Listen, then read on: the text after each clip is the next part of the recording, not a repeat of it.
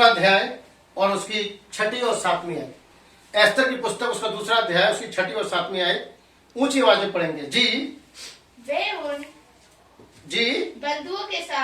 बंधुओं के साथ यरूशलेम से बंधुआई बंदुआई में गया था। किसकी बात हो रही है? यहाँ हम अपना एस्तर रानी वाले जो कि हमने अपना संदेश दिया था उसके दूसरे भाग को हम यहाँ लेना चाह रहे हैं। और आज हम एस्तर को, उसके जीवन को 4 भागों में लेना चाहेंगे। उसके जीवन का पहला भाग हम लेना चाहेंगे उसके चुने जाने को लेकर के, उसके जीवन का दूसरा भाग हम चाहेंगे उसके योग्य ठहरने को लेकर के, उसके जीवन के तीसरे भाग को हम चाहेंगे व्याकुलता में जाने को लेकर के, और उसके जीवन के चौथे भाग को हम चाहेंगे उसको विजय के तौर पे। आमीन, ताकि वो विजय कहलाए। जी हाँ, अब उसके पहले भाग को हम देखेंगे, उसके चुने हुए वाले भाग को, जिसमें हमें पता चलता है कि एस्तर रानी, जिसका नाम वास्तव में एस्तर नहीं था, उसका नाम हदशसा था, और ये यहूदियों के साथ गुलामी में गई थी। और तब गई थी जब नबूकदनेस्सर लोगों को गुलाम बना करके ले गया था, और तब एस्तर का परिवार भी उसमें गया था। जी, अब हम पढ़ेंगे दूसरा अध्याय उसकी 2री और 3री आयत को। जी, तब राजा के सेवक जो उसके टहलुए थे। हाँ, एक बार फिर से हम पढ़ लेंगे 2री की 7वीं आयत को पढ़िए। दूसरा अध्याय की 7वीं आयत। जी, उसने हदस्सा नाम अपनी चचेरी बहन को जो एस्तर भी कहलाती थी, जो आगे चल के एस्तर कहलाई। जी, पाला पोसा था क्योंकि उसके माता पिता कोई ना था। नंबर 1 बात, जो गुलामी के अंदर थी। नंबर 2 बात, जब एस्तर अपनी माता के गर्भ में थी उसके पिता का देहांत हो गया था। उसके बाद जब वो एस्तर पैदा हुई तब उसकी माता का भी देहांत हो गया। और इस कारण क्या हुआ कि एस्तर के ऊपर एक कलंक लगा हुआ था। वो कलंक ये था कि बचपन से ही अपने माता पिता को इसने खो दिया। या जैसा कि कहा जाता है कि भाई कैसी पैदा हुई, माता पिता को खा गई, ऐसा विचारधारा के साथ ही पैदा हुई थी। और इसका नाम क्या पड़ा था? उसका नाम हदशसा। हदशसा का वास्तविक अर्थ होता है मेंहदी का वृक्ष। जी, लेकिन तब उसका पालन पोषण किसने किया था? इसके चचेरे भाई मोर्दके ने किया था। और मोर्दके को नाम हमने देखा था, उसमें मोर्दके का अर्थ होता है कि योद्धा। और ये इसका चचेरा भाई था, क्योंकि छुड़ाने वाला कुटुंबी हमेशा खून के रिश्ते का होता है, चचेरा होता है, एक ब्लड रिलेशन का होता है। यही कारण है कि ये इसका छुड़ाने वाले कुटुंबी बन के सीन पे आया था। इसने पाला पोसा, अपनी बेटी की तरह पाला पोसा इसने। और तब हम आगे बढ़ते हैं, क्या होता है? 2 अध्याय उसकी 2री और 3री आयत। जी, तब राजा के सेवक जो उसके टहलुए थे कहने लगे राजा के लिए सुंदर तथा युक्ति कुआरियां ढूंढी जाए। राजा ने किस बात की बात को कहा? सुंदर युक्तियों को। और हम जानते कि एस्तर कैसी थी? एस्तर बचपन से एक रूपवती और सुंदर थी। वरन रूपवती और सुंदर से बढ़कर बात यह है कि वो परमेश्वर की आज्ञाओं का पालन करती थी। और परमेश्वर की आज्ञा का पालन करने के कारण वो प्रतिदिन प्रार्थना में रहती थी। जैसा कि आप स्क्रीन पे देख रहे हैं, बचपन से ही वो प्रार्थना में लगी रहती थी। वो प्रार्थना ही जीवन उसका था। अभी उसकी उम्र इतनी बड़ी नहीं हुई थी, वो प्रार्थना में रहती थी। वो और बड़ी हुई तो और अधिक प्रार्थना में गई, वो और बड़ी हुई और अधिक प्रार्थना में गई। उसका जीवन परमेश्वर के साथ समर्पित था। वो परमेश्वर के साथ प्रार्थना में रहा करा करती थी। क्या मेरी बात समझ पा रहे हैं? आमीन, समझ पा रहे हैं? जी, यही कारण था कि इसकी प्रार्थनाओं का प्रतिफल अब इसको मिलने जा रहा था। और क्या था कि जब राजा ने आज्ञा दी कि ये रानी को चुनी जाए, उसके सेवकों ने उसको कहा कि रानी इसके लिए चुनी जाए, तब वहां पर रानी के चुनाव के लिए 7 खोजों को नियुक्त किया गया था। वहां 7 खोजों को नियुक्त किया गया था। ये 7 खोजे क्या काम करते थे? रानी को सजाने का काम किया करते थे। किसको सजाने का काम किया करते थे? रानी को सजाने का काम किया करते थे।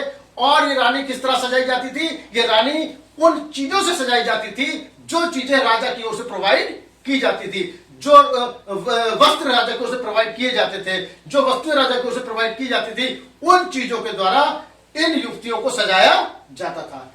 कैसे कपड़े होते थे भाई उसके? थोड़ा इस पे भी हम फोकस कर लेते हैं कि उसके कपड़े किस प्रकार के होते थे। उन दूतों ने, उन खोजों ने उसे किस तरह के वस्त्रों से सुसज्जित किया था। क्या मेरी बात समझ पा रहे हैं? हम निकालेंगे दूसरा पतरस। वहां 7 खोजे थे। 7 खोजे अपने अपने गुणों के साथ वहां खड़े थे। 7 खोजे अपने अपने गुणों के साथ वहां राजकुमारियों को सजाने के लिए खड़े हुए थे। 7 खोजों के पास अपने अपने गुण थे, 7 खोजों के पास अपनी अपनी चीजें थी जो उनको राजा के द्वारा प्रोवाइड की गई थी, उससे वो राजकुमारियों को सजाया किया करते थे। दूसरा पत्रस पहला अध्याय और उसकी 5वीं आयत से पढ़ना शुरू करेंगे, 8वीं आयत तक। मिल गया क्या आपको?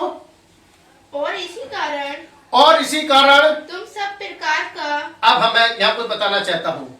जब वहां राजकुमारियों को तैयार किया गया तो उनमें सबसे सुंदर राजकुमारी कौन दिखाई पड़ी? कौन दिखाई पड़ी? हससा। कौन दिखाई पड़ी? हससा दिखाई पड़ी। और ये दूध भी उससे इतने प्रभावित हो गए क्योंकि उसके अंदर क्या पाया इन्होंने? उसके अंदर इन्होंने 7 गुणों को पाया। क्या पाया उसके अंदर इन्होंने?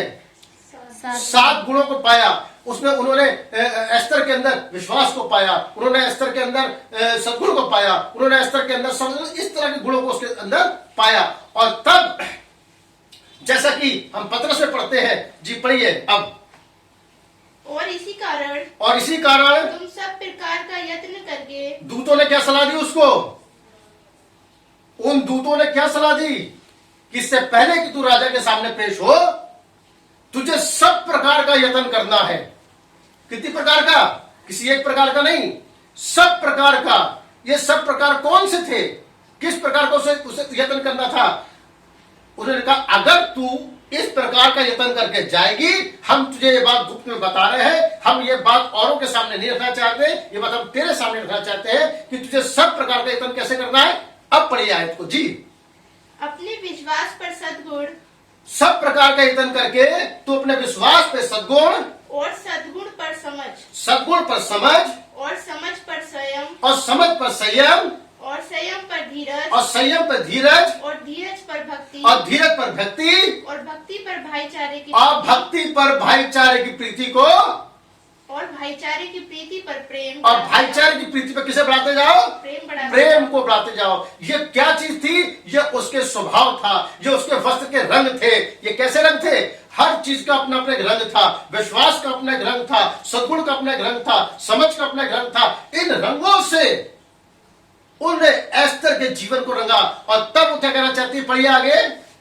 क्योंकि यदि ये बातें तुम में, यदि ये बात एस्तर रानी तुझ में हो, अगर हदसा ये बात तुझ में हो और जी और बढ़ती जाए, और ये बात बढ़ती जाए, तो तुम्हें हमारे प्रभु यीशु मसीह के, तो तुम्हें हमारे प्रभु, यहां मैं कहना चाहूंगा, तब तुम्हें हमारे राजा शेर्स के सामने पहचानने में निकम्मे और निष्फल ना होने तू निष्फल और निकम्मी नहीं ठहरेगी अगर तुम इन गुणों के साथ राजा शेर्स के सामने जाएगी। हालेलुया। क्या मेरी बात समझ पा रहे हैं? इन 7 गुणों से अगर तू सुसज्जित होके, इन वस्त्रों से सुसज्जित होके, इन रंगों से सुसज्जित होके जब तू राजा के सम्मुख पर जाएगी तो तू निकम्मी नहीं ठहरेगी। क्या नहीं ठहरेगी? निकम्मी नहीं ठहरेगी। क्यों? ये गुप्त बात 7 खोजों ने किसके सामने रख दी? एस्तर के सामने रख दी। और एस्तर उनसे क्या हो गई? परिपूर्ण हो गई। और जब एस्तर परिपूर्ण हुई, राजा के सामने जाके ले जाई गई। जब राजा के सामने वो गई, तब राजा ने क्या बताना शुरू किया? राजा से खोजों ने बताना शुरू किया। देखिए खोजे कैसे बता रहे हैं? खोजे बता रहे हैं कि तुझे किस किस गुणों से संपन्न होना है। तुझे अपने विश्वास पर सद्गुण जोड़ना है, सद्गुण पर समझ जोड़ना है, समझ पे संयम जोड़ना है, संयम पे धीरज जोड़ना है। पूरी तरह वस्त्र सुसज्जित होना है। और सुसज्जित होने के बाद तुझे कहां जाना है? राजा शेर्स के सामने जाना है। राजा शेर्स के सामने जाना है। और जब तुम वहां इस तरह से पहुंचेगी तो तू किसी भी रीति पे निष्फल नहीं होने पाएगी। तू अपनी योजना में कामयाब हो जाएगी। ये गुप्त रहस्य किसने बताया? खोजों ने हससा को बता दिया। क्या मेरी बात समझ पा रहे हैं? और जब हससा को राजा के सामने लेके जाया गया, और जब राजा के सामने हससा पहुंचती है, तो उसके अंदर से ये 7 गुण प्रकट हो रहे होते हैं। ये 7 चीजें उसके अंदर से प्रकट हो रही होती हैं। 7 प्रकाश उसके अंदर से निकल रहे होते हैं। 7 सद्गुण उसके अंदर निकल रहे होते हैं, जिसको देख कर राजा क्या होता है? बहुत ज्यादा प्रभावित हो जाता है। और राजा जब प्रभावित हो जाता है तो क्या काम करता है? अपने खोजों के सामने, वहां जब एस्तर खड़ी हुई थी, अपने खोजों के सामने उसकी ताजपोशी करना शुरू करता है। हालेलुया। क्यों ताजपोशी करता है? क्योंकि खोजों ने बताया राजा जैसी तू रानी चाहता था वैसे ही गुणों इसके अंदर पाए गए हैं। उन्हीं गुणों से ये सुसज्जित है, इसलिए राजा अब तुझे चाहिए कि तू इसकी ताजपोशी करे। राजा प्रसन्न हो गया, राजा उठ के आया, राजा ने मुकुट लिया, राजा ने मुकुट लेके एस्तर को पहनाया और कहा अब से इसका नाम एस्तर होगा। उसकी कौन सी पहचान छुपा दी गई? उसकी एक यहूदी पहचान को छुपा दिया गया। उसे कौन सी पहचान दी गई? उसे एक अन्य जाति पहचान को दिया गया। अन्य जाति पहचान के साथ उसको क्या दिया गया? एक अन्य जाति नाम दिया गया। जैसा उसका नाम बदला गया, किस किस का नाम बदला गया था पुराने नियम के अगर हम देखें हम पाते हैं तो वहां पे याकूब का नाम बदल क्या करा गया था? इस्राएल किया गया था। आमीन। यूसुफ और इसी प्रकार के थे जो है वहां पे यूसुफ का नाम भी बदला गया था। क्या पता आपको यूसुफ का नाम बदला गया था? यूसुफ का नाम बदला गया था, याकूब का नाम बदला गया था, यूसुफ का नाम भी बदला गया था। इस तरह बाइबल में कई जो हम ऐसे पाते हैं जिनके नामों को बदला गया। शिमोन का नाम बदल के पतरस किया गया। क्या करा गया? क्या करा गया? क्यों करा गया? उनके नामों को भी चेंज करा गया। क्या यूसुफ के पास कुछ था? जी हाँ, निकाल लेंगे। उत्पत्ति 37 अध्याय और उसकी 3 आयत को पढ़िए। और इजराइल, और इजराइल, किसका नाम बदला हुआ है? याकूब का नाम क्या हो गया? इजराइल। जब याकूब का नाम इजराइल हुआ तो क्या काम कर रहा है?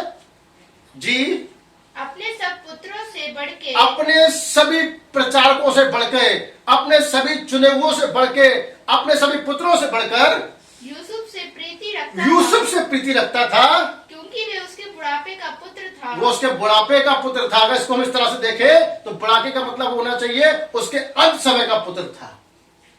उसके कैसे समय पुत्र था? अंत समय का पुत्र था। अंत समय में आई दुल्हन की तस्वीर थी। अंत समय में आए हुए दुल्हन का लेपारकपन का पुत्र था। जी, और उसने उसके लिए रंग बिरंगा अनरखा बनवाया। रंग बिरंगा अंगरखा बनवाया। अगर अंग्रेजी में पढ़ेंगे तो आप पाएंगे मैनी कलर्स। कैसे पाएंगे? Many colours. और मैनी कलर्स कैसे होते हैं? ये 7 रंग के होते हैं। ये 7 रंग के अंगरखे को किसको दिया गया था? यूसुफ को दिया गया था। किसको दिया गया था रंग का अंगरखा? ये यूसुफ को दिया गया था। अब इसकी हम कौन सी आयत पढ़ लेंगे?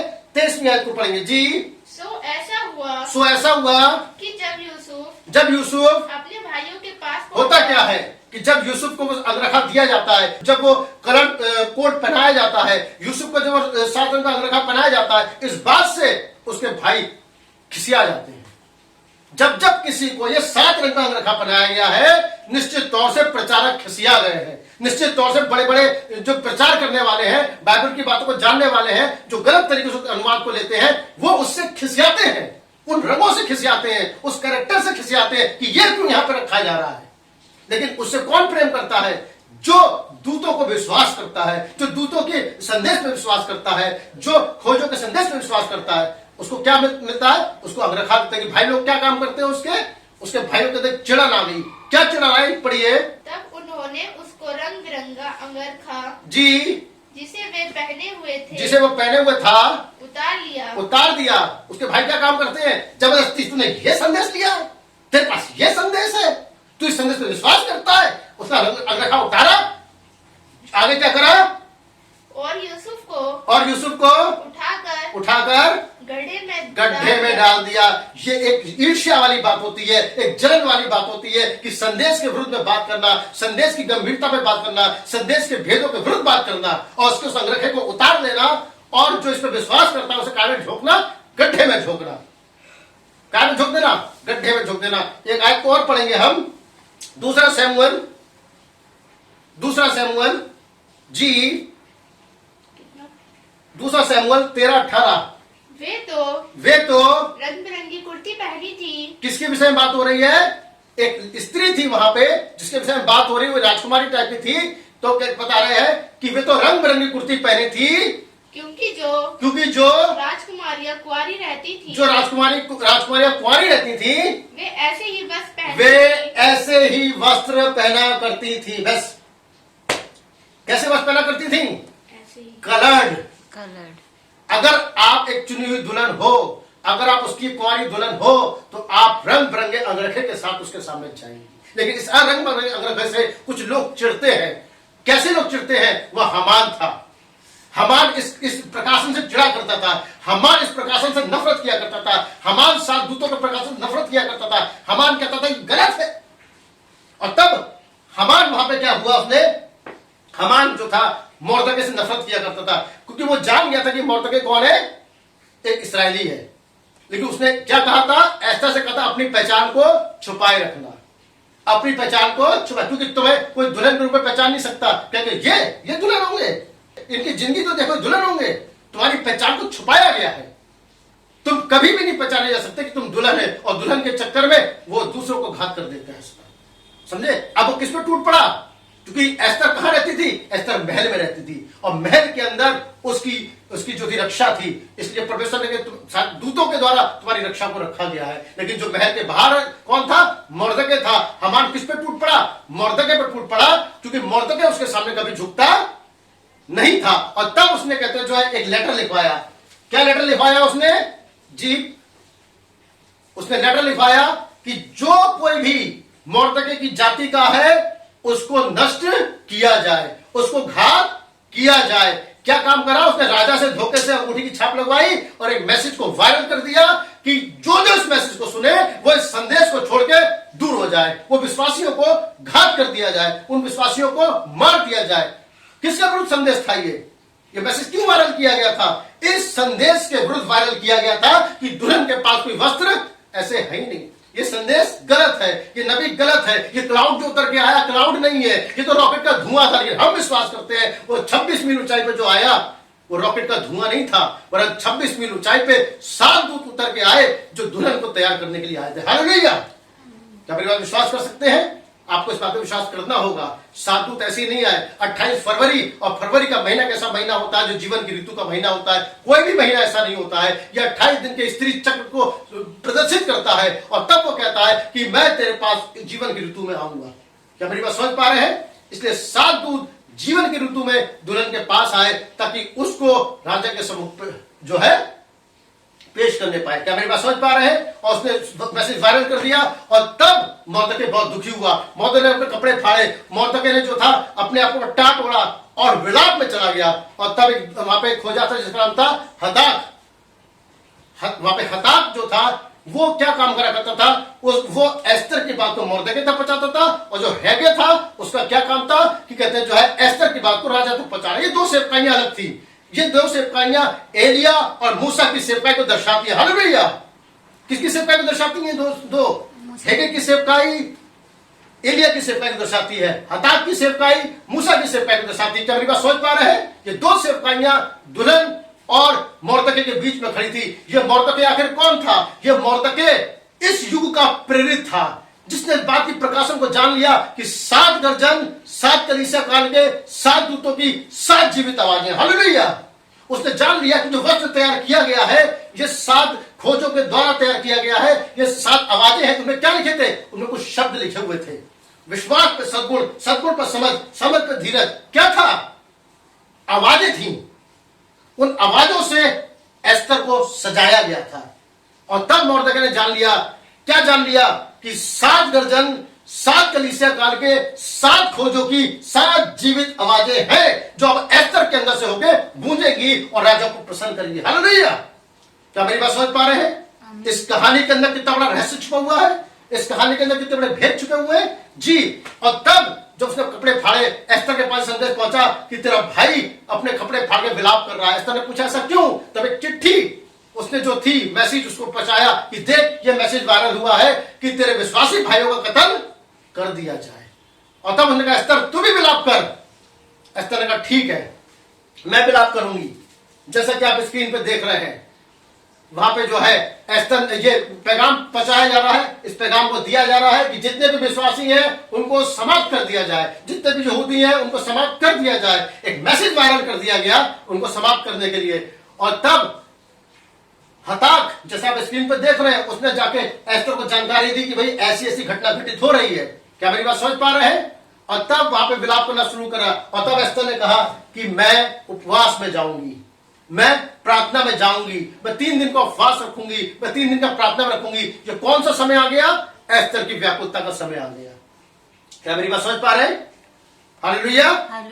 और तब परमेश्वर उसने क्या काम करा? एस्तर ने उपवास रखा और कहा कि जितने भी विश्वासी इस संदेश में पाए जाते हैं, जितने भी विश्वासी भले गुलामी में उस संदेश में पाए जाते हैं, वो 3 दिन का क्या रखें? विलाप रखें, वो 3 दिन का उपवास रखें। और तब बच्चे, बूढ़े, जवान, स्त्री, पुरुष सब ने वहां क्या रखा? एक उपवास रखा। कितने दिन का उपवास रखा? 19 उपवास नहीं रखवाया।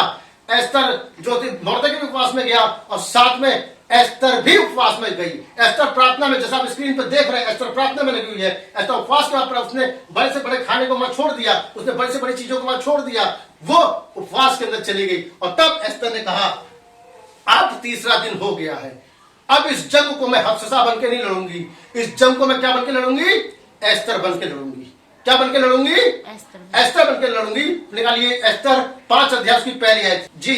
तीसरे दिन एस्तर अपने राजकीय वस्त्र पहनकर, एस्तर अपने राजकीय वस्त्र, कौन से थे उसके राजकीय वस्त्र? 7 रंग के अंगरखा, 7 रंग का अंगरखा जो राजकुमारियां पहना करती थी, जो यूसुफ को पहनाया गया था। आमेन। 7 रंग के अंगरखे को पहन के कहां पहुंचती है? चाहे मैं मर जाऊं तो मर जाऊं, मैं राजा के सामने जाऊंगी। राजभवन के भीतरी आंगन में जाकर, राजभवन भीतरी आंगन में जाकर राजभवन के सामने खड़ी हो गई जी। उसने अपने आप को संवारा, उसने अपने आप को लैस किया। खोजे उसके साथ मिले हुए थे, खोजे उसके साथ बिल्कुल शरीक थे उसकी भावनाओं में। खोजे जानते थे कि एस्तर राजा को प्रसन्न कर देगी, खोजे जानते थे कि इसकी प्रजा नाश होने जा रही है। खोजे ने उसको तैयार किया और तब वो राजा के सम्मुख उसके द्वार पर पहुंची जी। राजा तो राजभवन में राजगद्दी पर भवन के द्वार के सामने विराजमान था जी। और जब राजा ने एस्तर रानी को आंगन में खड़ी हुई देखा, और जब एस्तर रानी को उसने आंगन में खड़ा हुआ देखा, तब उससे प्रसन्न होकर सोने का राजदंड उसको उसके हाथ में था, जो उसके हाथ में था उसकी ओर बढ़ा दिया। हालेलुया। जब राजा प्रसन्न होता है आपकी ओर सोने का राजदंड बढ़ा देता है कि मांग एस्तर रानी तुझे क्या चाहिए, जरूरत है कि हम उसे प्रसन्न कैसे कर सकते हैं? हम उसे प्रसन्न उसके द्वारा दिए गए वस्त्रों के द्वारा कर सकते हैं। जैसा कि हमने पढ़ा, तुम अपने विश्वास पे सद्गुण पर समझ पे धीरज, अगर तू ये आते तुम्हारे अंदर विराजमान रहे तो तुम्हारा राजा तुम्हारे ऊपर तरफ क्या बढ़ा देगा? अपने राजदंड को बढ़ा दे। क्या मेरी बात समझ पा रहे हैं जी? आगे क्या कहा उसने? तब एस्तर ने निकट जाकर राजदंड की नोक छुई। निकट जाके क्या करा उसने? राजदंड की नोक को छुआ जी। तब राजा ने उससे कहा, हे एस्तर रानी, तुझे क्या चाहिए? और तू क्या मांगती है? मांग और तुझे आधा राज्य तक दिया जाएगा। क्या बात समझ पा रहे हैं? यही इस युग की दुल्हन के लिए भी है, यही आपके लिए भी है। मांग एस्तर रानी, तू क्या मांगती हो? तब एस्तर ने कहा कि मैं ये मांगती हूँ कि हामान को जेवनार में लेकर के आए। और हामान ने क्या काम करा था? एक फांसी का फंदा बनाया था। किसके लिए? उसने 2 काम करे थे, एक तो मोर्देको को मारने के लिए और एक उसके जाति भाइयों को मारने के लिए। मोर्देको को मारने के लिए क्या काम करा उसने? एक फांसी का फंदा बनाया। और जाति भाइयों को मारने के लिए उसने क्या काम करा? उसने मैसेज जो है जारी कर दिया। आमेन। और यही काम हामान जैसे लोग आज कर रहे हैं कि वो विश्वासियों के ऊपर एक कलंक लगा देते हैं, वो प्रचारकों के ऊपर एक कलंक लगा देते हैं। ये मानो एक फांसी का फंदा होता है जिसमें उसे फंसाना चाहते हैं कि इसका जीवन ऐसा बना के दिखा दो कि ये नष्ट हो जाए अपने आप ही। आमेन। और दूसरा काम क्या करा? एक मैसेज वायरल कर दिया। क्या मैसेज वायरल कर दिया? कि ये संदेश गलत है। आमेन जी। और तब क्या होता है? जब जेवनार में वहां बैठे होते हैं, उसने कहा एस्तर रानी मांग, तू क्या मांगती है? तब वो कहती कि ये हामान, इस दुष्ट हामान ने मेरी प्रजा को, मेरे भाई को जो है क्या काम करा है? मारने की तैयारी करी है। तो तब वहां पे खोजा होता है जिसका नाम क्या होता है? हरबोना वहां चिल्ला उठता है राजा के सामने। राजा कहता है इस दुष्ट ने ऐसा काम किया है, बताओ इसको क्या सजा दी जाए। और हरबोना कूद के सामने आता कहता है महाराज, इस हामान ने मोर्देको को मारने के लिए एक फांसी का खंबा तैयार किया है। राजा क्रोधित हो जाता, कहता जिस मोर्देको ने मुझे बचाया, जिस मोर्देको ने मेरी सहायता करी, उस मोर्देको को मारने के लिए इसने फांसी का फंदा लगाया। उठाओ, इसको ले जाओ और इसको फांसी पे, उसी फंदे पे इसको चढ़ा दो। जबकि हामान की पत्नी ने उसे बताया था अगर वो एक यहूदी है तो उस पर हाथ मत डालना। ऐसा बाइबल में लिखा है। क्या पढ़ा है आपने इस चीज को? अगर वो एक यहूदी है, अगर वो एक विश्वासी है, अगर वो विश्वास संदेश पे विश्वास करते हैं, मैं तुझे चिताती हूं उन पे हाथ मत डालना, वरना तू उल्टा पड़ जाएगा। क्या मेरी बात समझ पा रहे हैं? और तब हामान को ले जाया गया और हामान को कहां लटका दिया गया? हामान को उसी जगह पे लटका दिया गया जिस जगह पर उसने मोर्देको को लटकाने की योजना बनाई थी। क्या मेरी बात समझ गए? और तब यहूदियों के अंदर एक आनंद आ गया, मोर्देको को एक स्थान दिया गया, मोर्देको को एक अंगूठी पहनाई गई और हामान का स्थान किसको दे दिया गया? मोर्देको को दे दिया गया। क्या आप दृश्य में देख रहे हैं? राजा प्रसन्न होकर के क्या काम कर रहा है? मोर्देको को अंगूठी पहना रहा है और दूसरा हामान को कहां ले जा रहे हैं? उसी फांसी के फंदे पे लटकाने के लिए ले जा रहे हैं जो फांसी का फंदा उसने मोर्देको के लिए तैयार किया था। क्या खेल बदल गया? सीन बदल गया, दृश्य बदल गया और तब उसकी जगह जो है मोर्देको ने ले ली और मोर्देको की जगह हामान ने ले ली। पूरे इस्राएल के अंदर एक खुशी छा गई और इस्राएल ने इस वाली बात को जान लिया, यहूदियों ने इस वाली बात को जान लिया, विश्वासियों ने इस वाली बात को जान लिया कि जीवता परमेश्वर आज भी हमारी रक्षा करता है, इस संदेश की रक्षा करना जानता है, इस दूतों के संदेश की रक्षा करना जानता है। और ये काम किसके द्वारा किया गया? एस्तर रानी के द्वारा किया गया। और ये वास्तव में एक तस्वीर जो थी, ये यीशु मसीह और उसकी दुल्हन की तस्वीर थी। जब दूल्हा प्रसन्न होता है अपनी दुल्हन को अपनी ओर बुलाता है। क्या मेरी बात समझ पा रहे हैं कि वहां पर एस्तर के द्वारा, उन वस्त्रों को पहनने के द्वारा, उन वस्त्रों के पहन के सामने जाने के द्वारा, उन खोजों की सलाहों के द्वारा एक ऐसा काम किया गया जो आने वाले भविष्य की एक तस्वीर था। क्या इस कहानी से आप बात को समझे? क्या इस कहानी से आपको कुछ प्रकाशन मिलता है? इस कहानी से आने वाले समय प्रकाशन मिलता है। आगे आने वाले वीडियोस में हम और भी भेदों को प्रकट करेंगे जो प्रकाशित वाक्य के अंदर पाए जाते हैं। इनका आप ध्यान रखें, इसको देखें, इससे परमेश्वर के वचन में और जड़ महसूस करें। और जो मैसेज वायरल करा गया था यहूदियों को मारने के लिए, विश्वासियों को मारने के लिए, उससे ज्यादा तेज तरीके से वो मैसेज वायरल हुआ जो यहूदियों को बचाने के लिए था, विश्वासियों को बचाने के लिए था। इसलिए मैं कहना चाहता हूं, अगर ये मैसेज अगर कोई विश्वासी देख रहा है तो इसको और आगे वायरल करे ताकि विश्वास में लोग मजबूत होते चले जाए, विश्वास में लोग जड़ पकड़ते चले जाए, वो जान ले, उन लोगों को जवाब दे सके, देखो ये ऐसे नहीं और ये ऐसे है। संदेश की गुणवत्ता ये नहीं, संदेश की गुणवत्ता ये है, ताकि तुम्हारा विश्वास डगमगाए नहीं। हालेलुया। हम अपनी आंखों को बंद करेंगे और प्रार्थना में चलेंगे। महान अनुग्रहकारी पिता परमेश्वर प्रभु यीशु मसीह, एक बार फिर से प्रभु अपने सामने अपने स्वरों को झुकाते हैं पिता। प्रभु जबकि हम इस छोटे से घर के अंदर पिता परमेश्वर, प्रभु जी एक छोटी सी सभा को जब हम यहाँ कर रहे हैं पिता परमेश्वर, हम एक बड़े गुप्त भेदों को यहाँ रख रहे हैं पिता परमेश्वर, जिन भेदों से दुनिया अनजान है पिता परमेश्वर। दुनिया इन बातों को नहीं जानती पिता। दुनिया जब इन बाइबल के प्रश्नों को पढ़ती है एक कहानी की तरह पढ़ती है पिता, लेकिन वो नहीं जानती कि बाइबल एक भविष्यवाणी की पुस्तक है पिता। इस भविष्यवाणी के पुस्तक के अंदर खुदावन भविष्य में होने वाली दूल्हा और दुल्हन की तस्वीर छिपी हुई थी। इस भविष्यवाणी की पुस्तक में खुदावन दूल्हा और दुल्हन के बीच में हामान की तस्वीर छिपी हुई थी, दुष्ट शैतान की तस्वीर छिपी हुई थी। उस दूल्हा और दुल्हन के बीच में एक मोर्देको जो हमारा प्रेरित है, जिसने इस बात का विश्वास किया कि 7 कलीसिया कालों की 7 जीवित आवाजें हैं, उसकी तस्वीर छिपी हुई थी पिता। तो हम विश्वास करते हैं पिता परमेश्वर प्रभु जी, उन 7 खोजों को के ऊपर खुदावन वो 7 कलीसिया काल के दूत है पिता। उन 2 खोजों को खुदावन जो कि हताक और हैगे थे पिता, ये एलिया और मूसा की सेवकाई में थे पिता परमेश्वर प्रभु। जहां ये संदेश जाए पिता परमेश्वर प्रभु, उनके ऊपर पवित्र आत्मा की छाप को होने दे पिता परमेश्वर। वो तेरे वचन की गहराई में गड़ जाए पिता परमेश्वर, तेरे वचन को उसके अंदर बन जाए पिता परमेश्वर प्रभु जी, तेरा वचन उनके अंदर जब्त हो जाए पिता। वो इस कहानी के द्वारा ये जान ले पिता कि तेरी महान छुटकारे की योजना क्या थी परमेश्वर, और इस कहानी से वो छुटकारे की योजना का खुलासा करने का पिता। ओ परमेश्वर प्रभु जी, हम सबको अपने लोगों में छिपा ले। उद्धार करता प्रभु यीशु मसीह पवित्र नाम से मांगते हैं, आमीन। Hallelujah, hallelujah.